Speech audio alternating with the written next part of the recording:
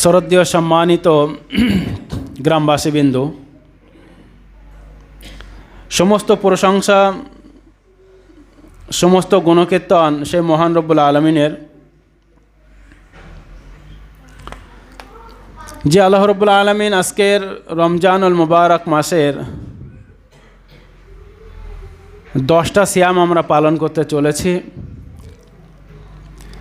সে আল্লাহর হাজারো রহমত করুণা দয়া না হলে রমজান মাসের মতো মাগফিরাতের মাস আমরা পেতাম না। সে আল্লাহ রব্বুল আলমিনের হাজারো শুকরিয়া যে আল্লাহ রব্বুল আলমিন আমাদেরকে এখনও পর্যন্ত যে কটা সিয়াম আমরা পার করেছি সুষ্ঠুভাবে সিয়ামগুলো করা তৌফিক দিয়েছেন। যে আল্লাহ রব্বুল আলমিন আমাদেরকে সিয়াম রাখার এবং আজকে জুম্মার মসজিদে আসার মতো শক্তি তৌফিক দিয়েছেন, সেই মহান রব্বুল আলমিনের প্রশংসা স্বরূপ আমরা সকলে একবার বলি আলহামদুলিল্লাহ। তারপরে পরে দরুদ ও সালাম ঝরে পড়ুক আমার নবী, আপনার নবী, সারা বিশ্বের নবী, রহমাতুল্লিল আলমিন, আনিসুল গরিবিন, আহমদ মুস্তফা, মোহাম্মদ মুস্তফা, হজরতে মুহাম্মদ সাল্লাল্লাহু আলাইহি সাল্লামের উপর, যিনি সদা সর্বদা চেষ্টা করে গেছেন এই উম্মাতের জন্যে উম্মাত যেভাবে হোক জাহান্নাম থেকে মুক্তি পেয়ে জান্নাতের মতো সুন্দর স্থানে যেতে পারে। এই উম্মাত যাতে জান্নাতে যায় তার জন্যে একটা অন্যতম মাস হচ্ছে এই রমজানুল মুবারক মাস। ওই মানুষের মতো হতভাগ আর কে আছে যে মানুষ রমজান মাসের মতো মাস পাওয়ার পরেও তার নিজের গুনার খাতাকে মিটিয়ে নিতে পারল না।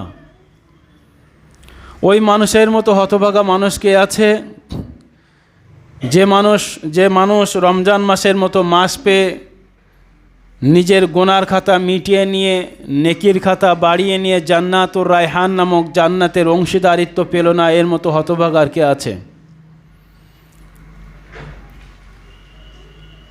এর পূর্বে জুম্মায় আমরা আলোচনা করেছিলাম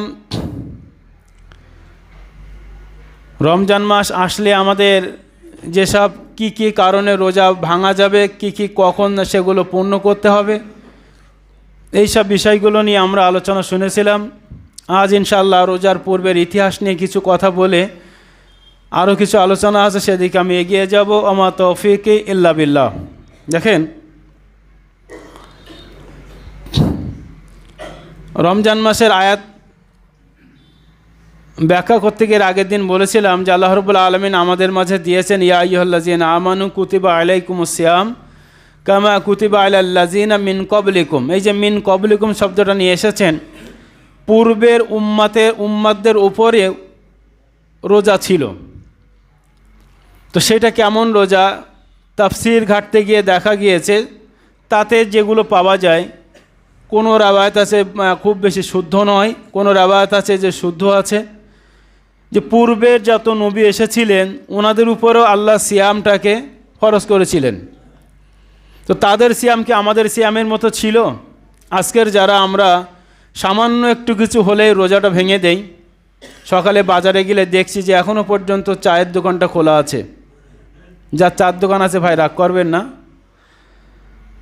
তাকেও দেখলাম কিছু মুসলিম ব্যক্তি তারা বসে ওখানে চা খাচ্ছে, কেউ এখনও পর্যন্ত বিড়ি ফুঁকছে, বিভিন্ন রকম। রমজান মাস এখন বর্তমান আমাদের যে সিচুয়েশানে আমরা রোজা রাখি কতটা হালকা, আর আগে যখন রোজা ফরজ করা হয়েছিল তখন কতটা কঠিন আমরা একটুখানি দেখলেই বুঝতে পারবো। আদম আলাইহিস সালাম সম্পর্কে রোজার যেটা ইতিহাস পাওয়া যায়, আপনারা জানেন যে উনি জান্নাতের মধ্যে একটা নিষিদ্ধ ফল খেয়েছিলেন।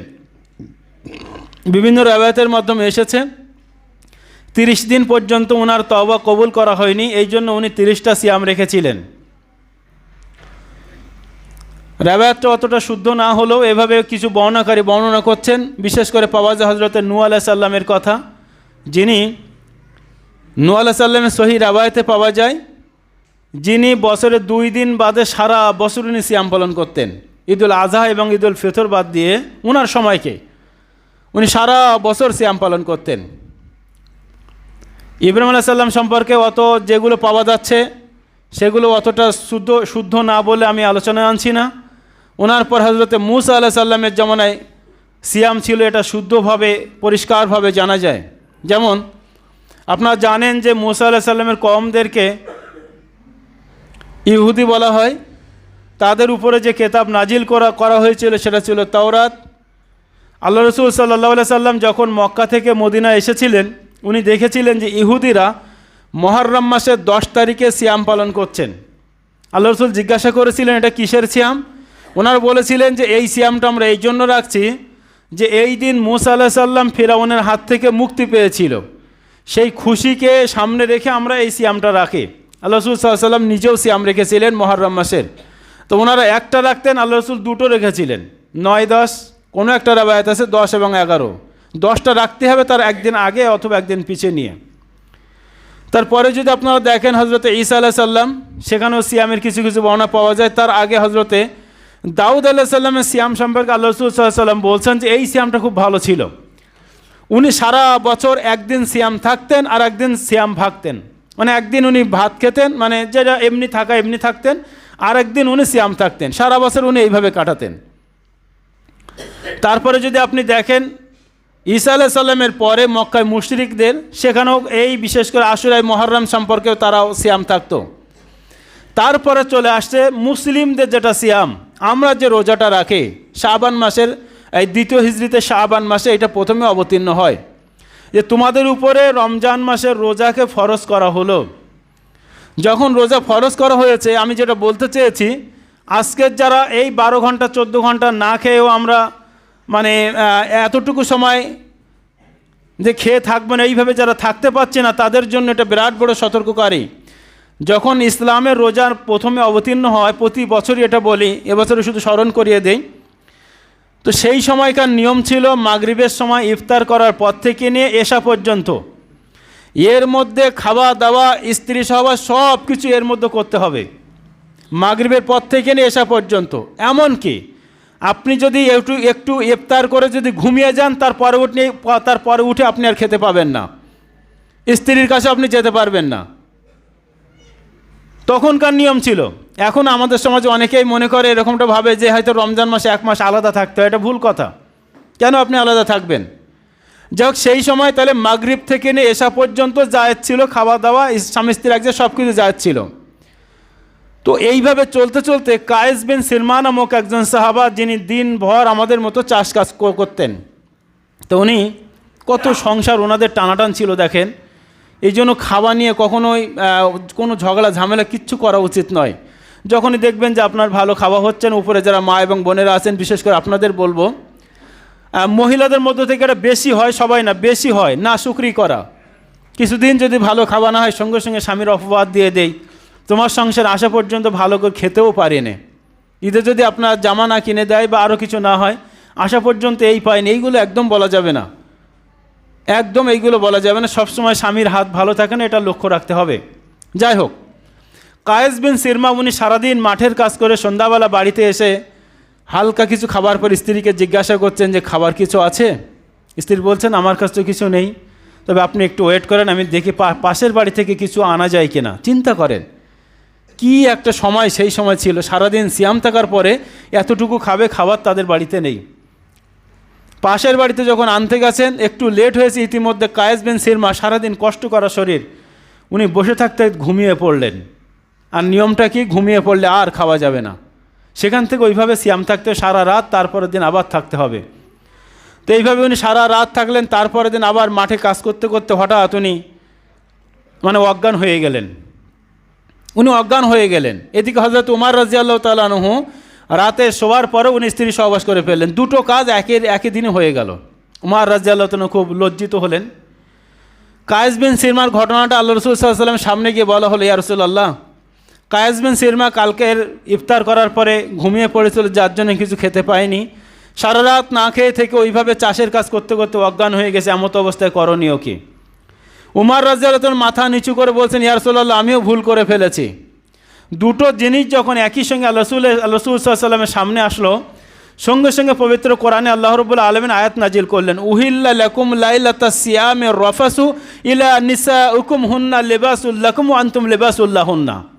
উহিল্লা লাকুম লাইলাতাস সিয়ামির রাফাসু, তোমাদের জন্য তোমাদের স্ত্রীকে রাত্রে হালাল করা হলো, হুন্না লেবাসুল্লাকুম ওয়া আনতুম লেবাসুল্লাহুন্না, তারা হচ্ছে তোমাদের পরিচ্ছদ, তোমরা হচ্ছে তাদের পরিচ্ছদ। পবিত্র কোরআন সূরা বাকারা 187 নম্বর আয়াত।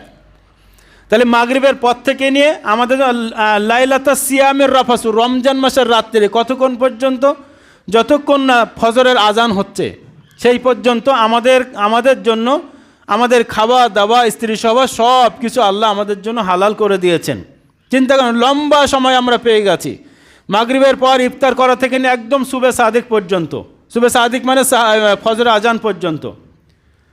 আচ্ছা, এখানে একটা মশলা বলে রাখি, যদি একান্ত, এখানে লজ্জার কোনো বিষয় নেই, আমরা যদি একান্ত কোনো রাত্রে কারো ফরজ গোসলের প্রয়োজন হয়ে পড়ে, এমত অবস্থায় আপনার ফরজ গোসলের প্রয়োজন হলো, আপনি গোসল না করে আপনি ভেবেছেন যে আমি সাহারি খেতে উঠে গোসল করে তারপর সাহারি খাবো, এমনটা যদি হয়ে যায়, দেখছেন আপনি উঠেছেন 10 মিনিট বাকি আছে, তো 10 মিনিটে যদি আপনি গোসল করতে যান আপনার খাওয়া হবে না, আবার খেলে গোসল হচ্ছে না, কি করবেন?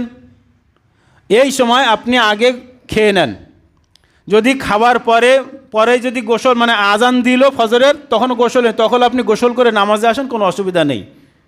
ভালো করে মশলাটা মনে রাখবেন। যদি কারো ফরজ গোসল হয়ে যায় তাহলে আপনি অল্প সময় আছে, আপনি আগে খেয়ে নেন, খেয়ে তারপর গোসল করে ফরজের নামাজটা পড়েন। এর মানে এই না আমি বলেছি মানে আপনি ওই খেয়ে আবার ঘুম মেরে নিলেন, না সকালে উঠে ফরজ গোসল করে নামাজ, এমনটা হবে না। আপনি ভাত খেয়ে নিলেন, খাবার পরে ফরজ গোসল করে জামাতে এসে নামাজ পড়বেন। তো কায়েস বিন সিরমার এইটাকে সামনে রেখে আল্লাহ সঙ্গে সঙ্গে আয়াতটা অবতীর্ণ করে দিলেন, তোমাদের জন্য রাত্রে হালাল করা হলো, একদম কখন থেকে নিয়ে, সেই মাগরিব থেকে নিয়ে সুবে সাদিক পর্যন্ত, অর্থাৎ ফজরের আজান পর্যন্ত। অনেকে ঘুমাচ্ছে, অনেকের মাথা নিচু হচ্ছে, আক্তারুল ভাই, অনেকের মাথা নিচু হচ্ছে, জানি কষ্ট হয় পটলে ফুলছে ভাই। মণিবা ডাক্তার সাহেব, তো হাতুড়ি মারলেও তো চেতনা হবে না তো। যাই হোক, এইসব বিষয়গুলো গুরুত্বপূর্ণ বেশি। এই ফতোয়াটা যে আদামতো হঠাৎ করে শুনবে, তখন বলবে কি তাইলে ওই গোসল না করলে হয়ে যায়, কারণ সব তো শুনিনি তো, যারা ঘুমাচ্ছে। আর আধা ঘুমাতে ওরা তো সব শুনতে পায় না, এই জন্য শুনতে হবে বিষয়টা, সব শুনলে আপনার ক্লিয়ার হবে। আর অসম্পূর্ণ শুনলে তখন ওই এখানে ঝগড়া করবে, না আমি শুনেছি হুজুর এই বলেছে, তখন সমস্যা হয়ে যাবে। শুনতে হবে সবগুলো। তাহলে যেটা বললাম, কায়েস বিন সিরমার এইটাকে সামনে রেখে এইটা আমাদের জন্য আল্লাহ হালাল করেছেন। দেখেন, আমাদের যে কথা বলেন, আমাদের জন্য একটা জান্নাত আল্লাহ ফেরেশ করে রেখেছেন, তিলকাল জান্নাতুল্লাতি মিন নূর, তিলকাল জান্নাতুল্লাতি নুরিসু মিন ইবাদিনা মান কানা তাকিয়া। এর আয়াত আগে যেটা মিন ক্বাবলিকুম লাআল্লাকুম তাত্তাকুন, আল্লাহ বলেন রমজান মাসে রোজা রাখলে তোমাদের কি হবে, যাতে করে তোমরা মুত্তাকিন হতে পারো, পরহেজগার হতে পারো। আচ্ছা, মুত্তাকিন এবং পরহেজগার যদি আমি হয়ে যায়, তাহলে আপনার লাভটা কি? লাভটা হচ্ছে তিলকাল জান্নাতুল্লাতি নুরিসু মিন ইবাদিনা। আল্লাহ বলছেন সূরা মারিয়ামের 63 নম্বর আয়াতে, এটা ওই জান্নাত যে জান্নাতটা আমি রেখেছি আমার বান্দাদের মধ্যে, ওই বান্দা যে বান্দাটা, তিলকাল জান্নাতুল্লাতি নুরিসু মিন ইবাদিনা মান কানা তাকিয়া, আমার বান্দাদের মধ্যে যারা মুত্তাকিন, যারা পরহেজগার, তাদের জন্য এই জান্নাতটা আমি স্পেশাল করে রেখেছি। বলেন সুবহানাল্লাহ। তাহলে রমজান মাসের যারা রোজা রাখবে, আল্লাহ কি বললেন, তোমাদের উপরে রমজান মাসের রোজাকে ফরজ করা হলো, যেমনভাবে তোমাদের পূর্ববর্তী মানুষদের উপরে ফরজ করা হয়েছিল। এইটা করলে তোমাদের কি হবে, লাআল্লাকুম তাত্তাকুন, যাতে করে তোমরা মুত্তাকিন হতে পারো। আর মুত্তাকিন যদি আপনি সিয়াম থেকে হয়ে যান, আপনার জন্য একটা স্পেশালি জান্নাত আল্লাহ রেখে দিয়েছেন। সুবহানাল্লাহ। তারপরে বলা হচ্ছে ইন্নাল মুত্তাকিনা ফি মাকামিন আমিন। অন্য একটি আয়াতে নিশ্চয় মুত্তাকিনদের জন্য নিরাপদ স্থান রয়েছে। পৃথিবীর কোনো মানুষ নিরাপদ স্থানে, সোহান কারা ঝামেলা করছে বাপ, সোহান ঝামেলা করছে, ওটা দেখতে হবে। আল্লাহ বলছেন নিশ্চয় মুত্তাকিনরা নিরাপদ স্থানে থাকবে। নিরাপদকে এদিকে ফলো করেন, নিরাপদ স্থানে থাকবে। প্রথমে একটা কথা বললাম, মুত্তাকিনদের জন্য জান্নাতে ভালো জায়গা রাখবে, মুত্তাকিনরা নিরাপদ স্থানে থাকবে।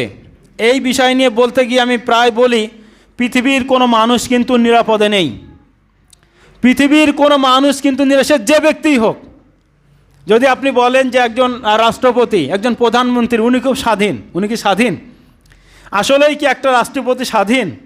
উনি কি যখন তখন এখানে হাটে, বাজারে, ঘাটে, মাঠে, আমরা যেমন হঠাৎ মনে হলে মাঠে যেতে পারি, খেলা দেখতে যেতে পারি, মাছে পড়তে, সব জায়গায় যেতে পারি, কিন্তু একজন যিনি রাষ্ট্রপতি, একজন প্রধানমন্ত্রী, উনি পারেন।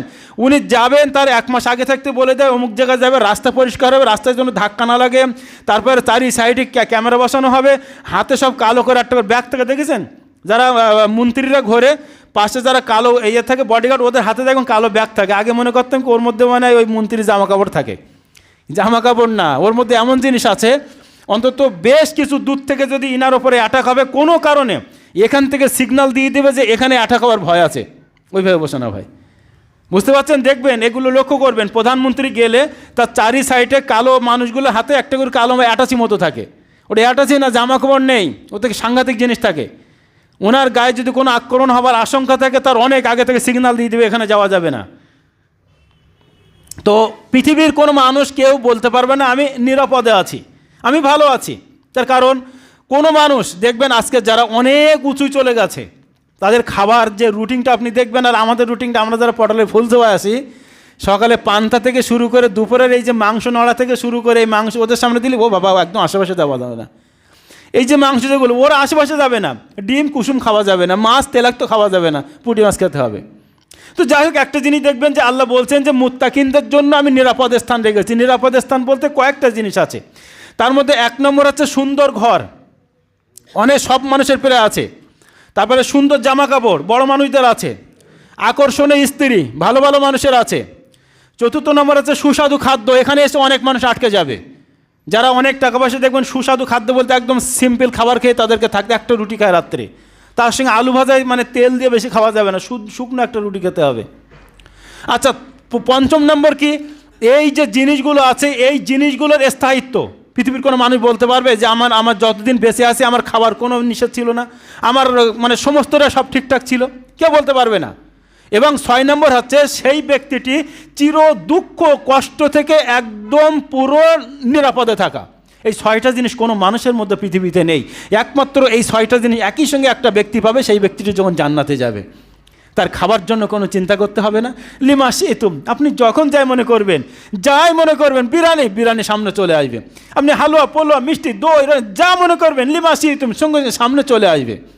ভালো ঘর চলে আসবে, আপনি উড়বেন প্লেন চলে আসবে, যা ইচ্ছা তাই পাবেন। আকর্ষণীয় স্ত্রী, সেখানে হুররা আপনাদের জন্য বসে আছে, আপনাদেরকে আহ্বান করছেন। সেসব হুরদের বলা এমন তাদেরকে কেউ স্পর্শ পর্যন্ত করেনি, এমন সুন্দর সুন্দর হুর আমাদের জন্য, যারা জান্নাতে যাবে তাদের জন্য বসে আছে। সেখানে গিয়ে কোনো সুখ দুঃখের কোনো বিষয় নেই, সবসময় সালামান সালামান সালাম, শুধু সালাম আর সালাম, শান্তি আর শান্তি। পৃথিবীতে কোনো কষ্ট থাকবে না, কোনো মানে ভেতরে যে একটা টান কাজ করে কোনো কিছুই থাকবে না। আপনি একটা জমি চাষ করেন, পাশের জমিটা অন্য কেউ কিনে নিলে হিংসা কাজ করবেন। আপনি একটা ব্যবসা করছেন, আর একটা ব্যবসা করলে হিংসা কাজ করে। তবে বিভিন্নটা হয় মানুষের, ওটা একটা কাজ। যে কোনো জিনিস, আপনি ডাক্তার হলে পাশে একটা ডাক্তার বললে আপনার মনে একটা অনুসংকোচ বাঁধে যে কী হবে। এই যে জিনিসগুলো, এটা জান্নাতের মধ্যে কিছুই থাকবে না। ওই জন্য আল্লাহ বলছে ইন্নাল মুত্তাকিনা ফি জান্নাতিন নাঈম, মুত্তাকিনদের জন্য জান্নাতটা থাকবে নিরাপদ স্থান। তাহলে আমাদের পরিশেষে আমরা যেটা বুঝলাম, আমাদের রমজানের সিয়াম থেকে আমাদের মুত্তাকিন হতে হবে, পরেজগার হতে হবে। আমরা যদি মুত্তাকিন এবং পরেজগার হতে পারি, তাহলে আল্লাহ আমাদের জন্য জান্নাত ঠিক করে রেখেছেন। সুবহানাল্লাহ। রমজান মাস এসেছে, আমাদেরকে এইটা আমাদেরকে আল্লাহ বুঝিয়েছেন যে রমজান মাস এসেছে, আমরা সবগুলো ত্যাগ করে মুত্তাকিনের খাতায় নাম লিখিয়ে আমরা আমাদের জীবনটাকে উৎসর্গ করবো ইনশাআল্লাহ তাআলা। দ্বিতীয় বিষয়, অনেকগুলো বিষয় জানতে চেয়েছেন, তো সবগুলো বিষয় বলা সম্ভব হবে না, 2-1টা বিষয় না বললেই নয়।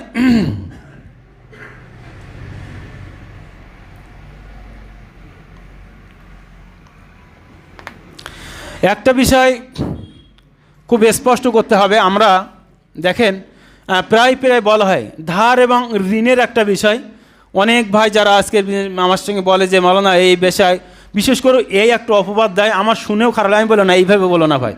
বলে যারা বিশেষ করে নামাজ পড়ে, এমন অনেক নামাজি আছে, তাদেরকে দেখাই দিতে পারি যে তারা মানে খেয়ে হোক পরে হোক তারা একটা টাকা দিতে চায় না। ঋণের বিষয়ে আমি আপনাদেরকে একটা কথা বলি, রমজান মাস এসেছে, ঋণটা সব সময়ের জন্য চেষ্টা করবেন ঋণ না রেখে জীবনযাপন করা, এটা চেষ্টা করবেন। খুব সাংঘাতিক জিনিস, ঋণটা হচ্ছে একটা আমানত, কিন্তু আমানতের খেয়ানত করে আমি আপনি কিন্তু জান্নাতে যেতে পারবো না। অনেক সময় 2 টাকা 5 টাকার গুরুত্বই আমরা দেই না, এগুলো করবেন না। দেখেন ছোট্ট 2-1টা হাদিস বললে বুঝতে পারবেন। মিকদাম বলে একজন সাহাবা ছিলেন, যিনি আল্লাহ রাসূল সাল্লাল্লাহু আলাইহি ওয়াসাল্লামের গোলাম ছিলেন, উনি সবসময় মানে আশেপাশে থাকতেন, মিদাম। তো হঠাৎ করে আল্লাহ রাসূল সাল্লাল্লাহু আলাইহি ওয়াসাল্লামের উটের পিঠ থেকে হাওদা নামাচ্ছেন। হাওদা, হাওদা বলা যার উপরে বসে উটের উপর কী করা যায়, ভ্রমণ করে, তাকে হাওদা বলে, বসার জায়গা আর কি। হঠাৎ করে একটা তীর এসে, আগন্তুক একটা তীর এসে মিদামের গায়ে লাগে, তীরটা এফোড় ওপর হয়ে যায়, মিদাম মারা যায়। সাহাবারা বলতে থাকেন যে মিদাম নিশ্চয় জান্নাতে যাবে। কেন? উনি আল্লাহ রসুলের গোলাম ছিলেন এবং আল্লাহ রসুলের কাজ করতে করতে উনি ইন্তেকাল করেছেন, উনি জান্নাতে যাবেন। আল্লাহ রসুল বলছেন যে না, জান্নাতে যাবে না। কেন? বলছেন খাইবারের যুদ্ধে যে গনিমতের মাল, গনিমতের মাল মানে বুঝতে একটু বলে দেই, ধরেন এর আগেও একদিন বলেছে, আবার একবার বলে দেই। ধরেন বিথারির সঙ্গে স্বরূপদা ঝামেলা হলো, একটা মারামারি হলো, সেই সময় যেটা হতো, হওয়ার পরে বিথারিরা এসে স্বরূপদাদের মোটামুটি মেরেছে এবং পুরুষগুলো করে নিয়ে গেছে, এখান থেকে ধরে নিয়ে গেছে। তো এদের যে সহায় সম্পদ, ধনসম্পদ থাকবে, এগুলো সব ওদের আন্ডারে চলে যাবে। তো সেই রকমভাবে সেই গনিমতে মুসলিমদের সঙ্গে কাফেরদের যুদ্ধ হচ্ছিল, তারা হারার পরে তাদের মালগুলো গনিমতের মালে যুক্ত হয়। তার মধ্যে একটা চাদর, শুধুমাত্র একটা চাদরে মিদাম, সেই গনিমতের মালগুলো এক জায়গায় রাখা, সেখানে আল্লাহ রাসূল সাল্লাল্লাহু আলাইহি ওয়াসাল্লাম মালগুলো থেকে সমস্ত সাহাবাদের মধ্যে বন্টন করে দিতেন। মিদাম একটা চাদর না দিয়ে সে গোপনে রেখেছিল যে এটা আমি দেবো না, এটা আমি নিয়ে নেবো, নিজে গায়ে দিত। একটা চাদর কত মূল্য হতে পারে বলেন? সেই সময় যে এখনও তার 400-500 টাকা হয়তো একটা মূল্য হবে। আল্লাহ রাসূল বলছেন ওই চাদরটা ওর জন্য অপেক্ষা করছে, মারার পরে চাদরটা জাহান্নামের আগুন হয়ে ওর গায়ে পেঁচিয়ে থাকবে। চিন্তা করেন, একটা তো চাদর। আমরা অনেক সময় বিভিন্ন রকম জিনিস খাই, খেয়ে এসে দোকানওয়ালার সঙ্গে আবার ঝগড়া করি, এটা করা উচিত না। যদি বেশি নেই আপনি বলে দেবেন যে আপনার জন্য দান হয়ে যাবে, আমি কবে নিয়েছি, আমার তো এইটাই পাবো, এইভাবে করা যাবে না। আর যারা দোকানওয়ালা আছে তাদেরকে বলবো আপনি যদি বেশি করেন আপনি হারাম নেবেন। একটা চাদরের জন্য আল্লাহ রাসূল বলছেন চাদরটা জাহান্নামের কাপড়ে ওর গায়ে পেঁচিয়ে দেওয়া হবে। এটা শুনে একটা সাহাবা তাড়াতাড়ি চলে আসলেন, এসে বলছেন ইয়া রাসূলুল্লাহ, আমার তো পায়ে কোনো চপ্পল ছিল না, আমি একটা অথবা দুটো ফিতে আমি আলাদা করে নিয়েছিলাম। আল্লাহ রাসূল বললেন যে একটা ফিতেও যদি হয় সেটাও জাহান্নামের আগুন হয়ে তোমার পায়ে পরানো হবে। চিন্তা করেন, একটা মাত্র ফিতে, কি মূল্য আছে ফিতের, কি মূল্য আছে একটা ফিতের। আমরা তো রহ এ টাকা সে টাকা, এখানকার তারপরে জমি জায়গা আল ছেটে তারপরের ফসল মাছ চুরি করে, বিভিন্ন রকম মাছ চোর হয়তো, যারা মাছ চুরি করে তারা হয়তো অনেকে নামাজ পড়তে, আর রমজান মাস তো আসবেন, সাবধান হয়ে যান আপনারা। বাস্তব বলছে, বিশেষ করে এখানে সবচেয়ে যেটা পাওয়া যায়, অনেক সময় বলে পটলের দাম উঠলে নাকি চকি দিতে হয়। কি আশ্চর্য ব্যাপার! এই চুরি করে আপনি কাকে খাওয়াচ্ছেন? নিজে খাচ্ছেন, আপনার সন্তানকে ওই আগুন খাওয়াচ্ছেন। মাছ আপনি ওখান থেকে মাঠের থেকে চুরি করেন, আপনি নিজে খাচ্ছেন, আপনার সন্তান স্ত্রীকে আগুন খাওয়াচ্ছেন আপনি। সি মাছ আমার এরকম মাছ আমি 1000 দিন খাবো না, তাই বলে চুরি করে এনে খাওয়াবো না। হালাল পন্থায় যতটুকু ততটুকু খাওয়ার চেষ্টা করবেন, ঋণ দেওয়ার চেষ্টা করবেন। কেন দোকানদারেরা আপনার কাছে এসে হালখাতা করে তারপরেও আপনি দেবেন না? আপনার যদি অবস্থা হঠাৎ করে মৃত্যু হয়, 200 টাকা বলে 200 টাকা পাবি, তাতে কি হয়েছে? আপনি এইগুলো খারাপভাবে নেবেন না, সবাইকে বলছে আমি। আপনার নেই আলহামদুলিল্লাহ, 200 টাকা পাবি তো আবার লোকের সামনে চেতে হয়? সি এটা কেমন কথা? তো 200 টাকা আপনি দিচ্ছেন না কেন? 400 টাকা পাবি, তাহলে এতবার আমার বাড়ি যেতে হয়? তাহলে তোমার এত টাকায় যদি 400 টাকা তুমি দিচ্ছ না কেন ভাই? দিয়ে দেন। ওই 400 টাকা আপনি মারা গেলে ওই লোকটা কখনোই আপনার জানাজার সামনে গিয়ে বলবে না। আমি যখন বলি ঋণ থাকলে এনার তরফ থেকে আমি বলছি, এই পর্যন্ত তো কেউ বলে না, কিন্তু পাবে তো অনেকে। আমার মনে হয় যে আমি 400 টাকা পাবো, কেউ বলে না। এই যে বললো না, সে যদি বলতো তাহলে মৃত্যু ব্যক্তির জন্য এটা ভালো ছিল, তার ছেলেরা শোধ করে দিত। এই বললো না মানে আপনার আরও সমস্যা হলো। এই 400 টাকার দাবি থেকে গেল, কাল কিয়ামতের মাঠে, হাসরের মাঠে 400 টাকার জন্যে অনেকটা নেকি দেখবেন আপনার ওখান থেকে, আপনার সামনে দিয়ে নেকিগুলো ওখানে বিলিয়ে দেওয়া হচ্ছে। নেকি বিলিয়ে দেওয়া, আপনি বলবেন যে হ্যাঁ এটা তো আমার নেকি, ওখানে যায় কেন? বলবে সেই মনে আছে 400 টাকা তোমার কাছে পেত, 400 টাকার দরুন নেকি এখান থেকে কাটা হচ্ছে। তখন বলেন কত কষ্ট আপনার হবে।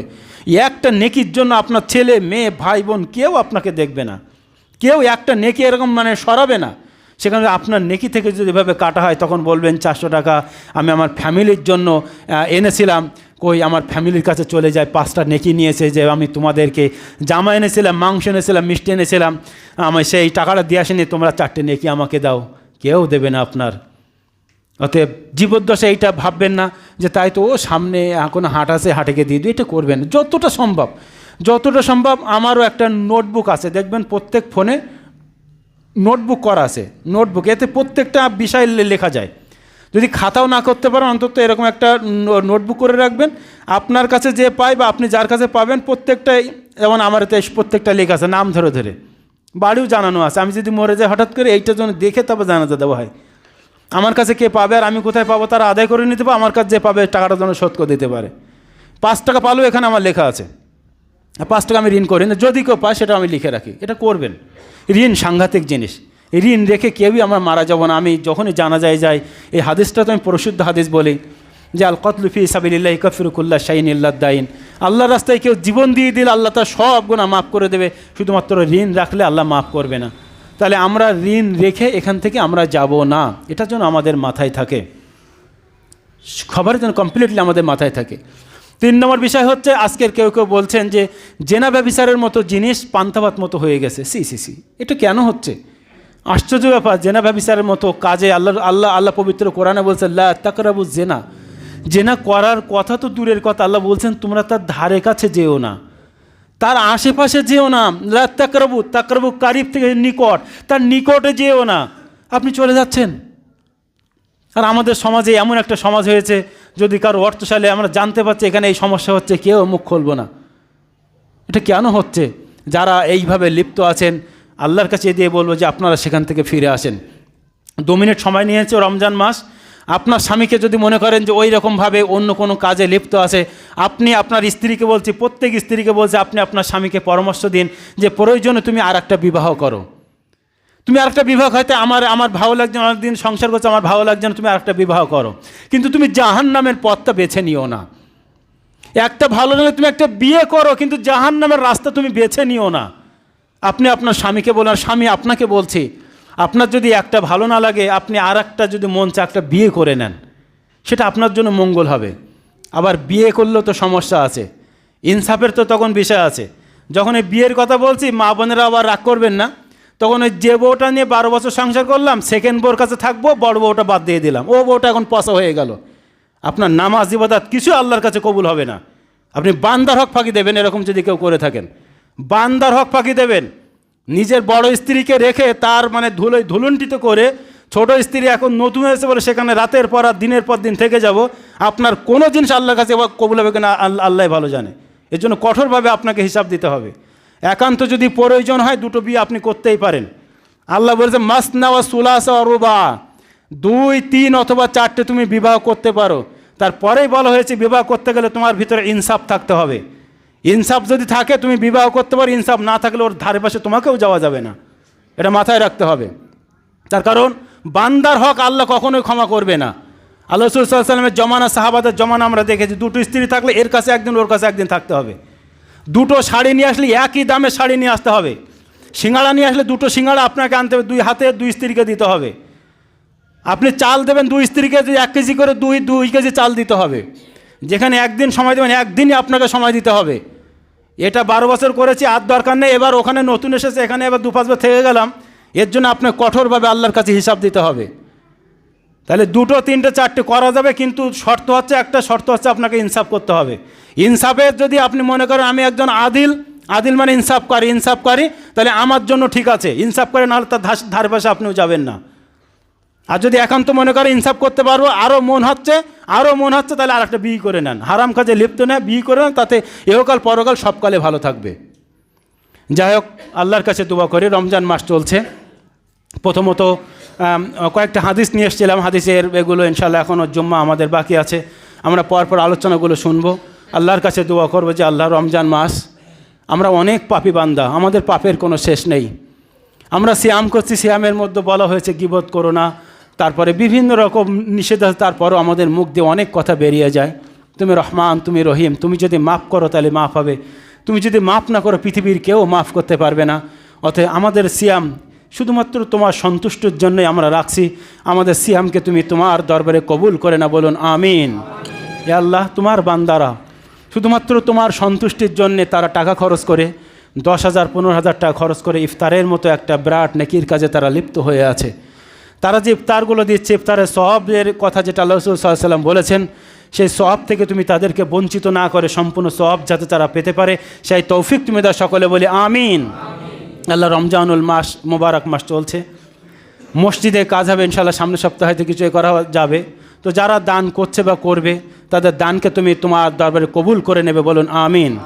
একটা কথা বলে রাখি, বাইরে থেকে বিশেষ করে এই মাসে লোক আসে, আপনাদের হয়তো এমন কিছু বললো আপনারা দিয়ে দিলেন। অধিকাংশ মানুষ বিশেষ করে যারা মাইকে আসে ওদের তো দেবেনই না। আমার কাছে অন্তত 7টা 8টা ধরেছি, তাদের বিলের সব গণ্ডগোল। আর যারা এখানেও আসে অধিকাংশ মানুষ আসে কিন্তু নিয়ে, আপনার এই কমিশন নিয়ে। 100 টাকা আপনি দিচ্ছেন, 50 টাকার সঙ্গে সঙ্গে কাল বাবুর সঙ্গে বলছিলাম যে আমরাও তো পারি, আমাদের মাদ্রাসা আছে। এটা কেমন বিবেকে কেমন কাজ করে? 100 টাকা আপনি দিলেন, 50 টাকা তার পকেটে চলে, 50 টাকা যাবে মাদ্রাসা। কেমন একটা জিনিস দেখেন। অতএব আমাদের মসজিদ আছে, মাদ্রাসা আছে, যদি দেওয়ার দরকার হয় দেওয়ার দিতে হবে, বেশি বেশি করে এখানে দেবেন, বাইরে দেবেন না। কেন যৎসামান্য যেটা না দিলে হয় সামানটা দেওয়ার চেষ্টা করবেন। যাই হোক, আল্লাহর কাছে দোয়া করি যে আল্লাহ, রমজান মাসে আমরা যারা আছি, যারা রোজা করছি, যেভাবে তুমি আমাদের শরীরকে সুস্থ রেখেছো, ওইভাবে যেন আর যে কটা বাকি আছে, 19টা 20টা যে কটা বাকি আছে, তুমি আমাদের শরীরটাকে সুস্থ রেখে সম্পূর্ণ কমপ্লিটলি রোজা যেন আমরা থাকতে পারি, সেই তৌফিক তুমি দাও। সকলে বলি আমিন। বারাকাল্লাহু ফাইন্নাহু যাবাদুন কারিমুম মালিকুম বারুফুর।